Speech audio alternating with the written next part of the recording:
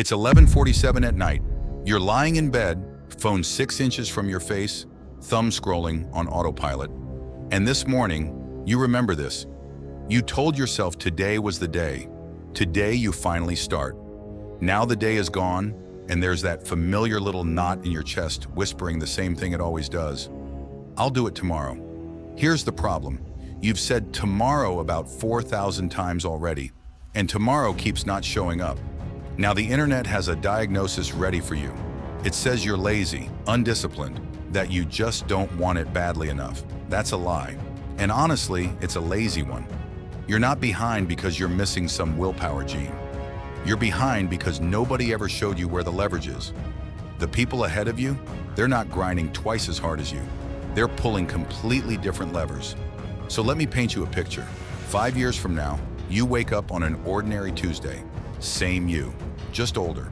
And the only question that actually matters is whether that Tuesday you is somewhere new, somewhere better, or trapped in the exact same bed, having the exact same 11:47 thought. 5 years is coming whether you like it or not. The only variable is you. So here are 7 rules, backed by actual research, not motivational fog, that separate the top 1% from everyone still waiting for Monday. Let's go. Rule 1, leverage beats hours. You think the winners just work more, right? Sometimes. But past a certain point, more hours actively makes you dumber. Cognitive performance falls off a cliff somewhere north of 50 hours a week. So it's not about the grind. Back in 1896, an economist named Vilfredo Pareto noticed something strange. 80% of Italy's land was owned by just 20% of its people, and that ratio shows up almost everywhere. Roughly 20% of what you do drives 80% of your results. The top 1% don't add hours. They hunt down that 20% that actually moves the needle, and they attack it while everyone else stays busy. So here's your move. Tonight, write down everything you did today, then circle the 2 things that actually mattered. Tomorrow, do those first, before email, before notifications, before anyone else's priorities hijack your brain. Which brings us to how you actually get good at those 2 things. Rule 2, practice with feedback, not just reps. You've heard of the 10,000-hour rule. Here's the part they conveniently cut out. When researcher Anders Ericsson studied elite violinists in Berlin in 1993, yes, the best had logged around 10,000 hours by age 20. But it was never mindless repetition. It was deliberate practice, structured, uncomfortable, and constantly guided by feedback. And fair warning, even this is contested. Researchers like David Epstein argue that genetics and broad varied experience matter just as much. So don't worship the number. Worship the feedback loop instead. Your move, whatever you're building, find one way to get scored this week. A coach, a metric, a brutally honest friend. Reps in the dark just make you comfortable. Feedback is what actually makes you good. But none of this works if you can't hold your focus for more than 3 minutes. Rule 3, guard your attention like it's cash. Quick question, how many times have you glanced at your phone since this video started? Be honest. Here's a number that should genuinely scare you.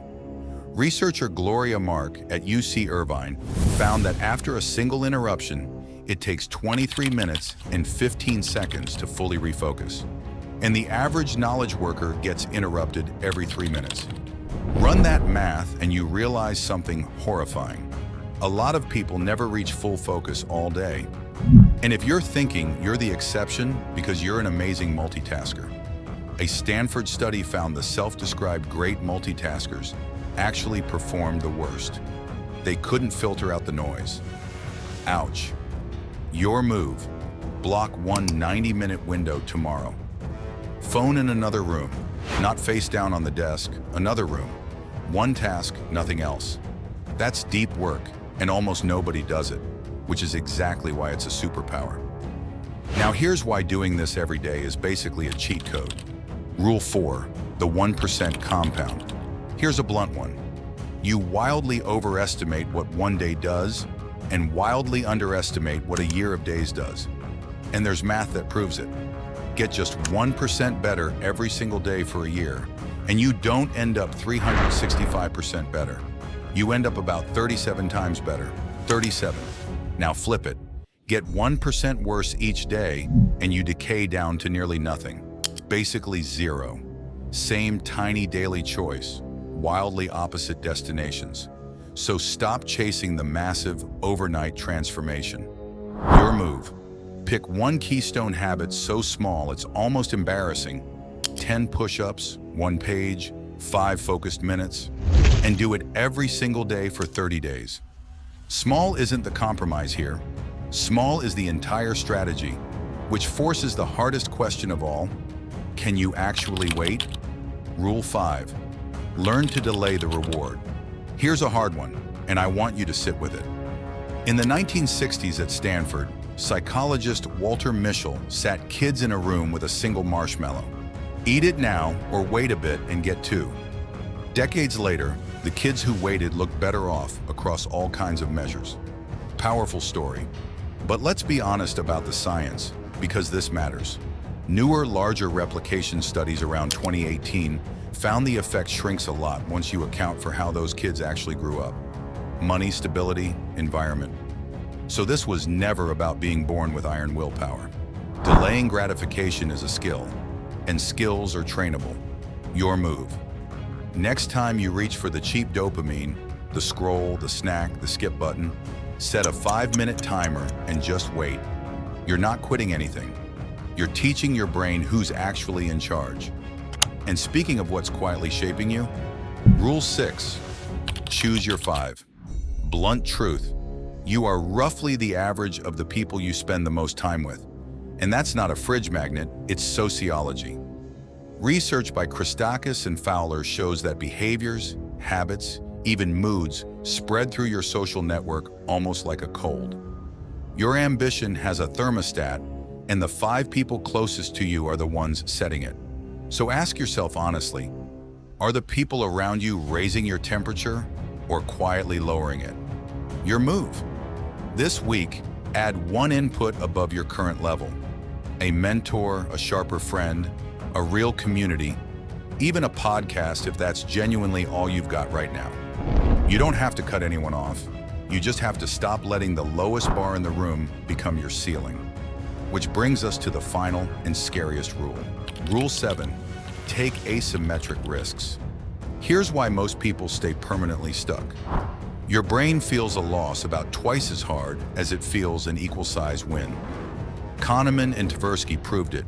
We are literally wired to protect what we have and avoid looking stupid. That instinct made perfect sense when getting kicked out of the tribe meant death. It makes 0 sense when your actual worst case is a cringe email that just goes nowhere. The people ahead of you, they failed faster and more publicly than you're comfortable with. Small bets, quick iterations, cheap mistakes stacked up fast. Your move this week, take 1 bet where the downside is tiny but the upside is huge. Send the pitch, post the thing, ask the question. Worst case, nothing happens. Best case, everything changes. Now let me be completely blunt with you, because at this point, you've earned it. Watching this video changes nothing, 0.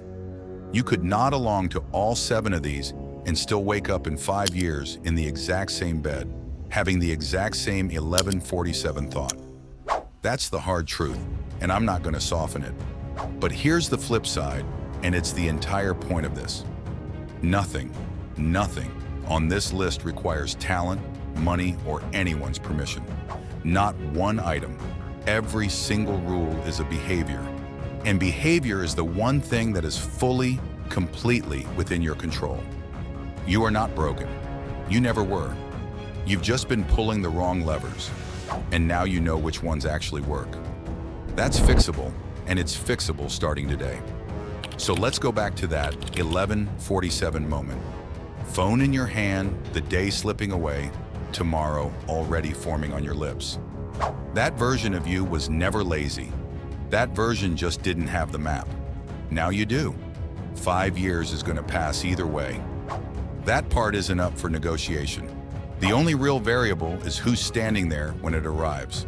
And that person is getting built right now by what you choose to do in the next 24 hours. Not someday, not Monday, now. So here's your assignment, and it's specific. Pick 3 of these 7 rules. Just 3, not all 7. Don't try to overhaul your whole life overnight. And commit to those 3 for the next 30 days. Then drop a comment right now, today, telling me which 3 you picked. Writing it down where other people can see it makes you dramatically more likely to actually follow through.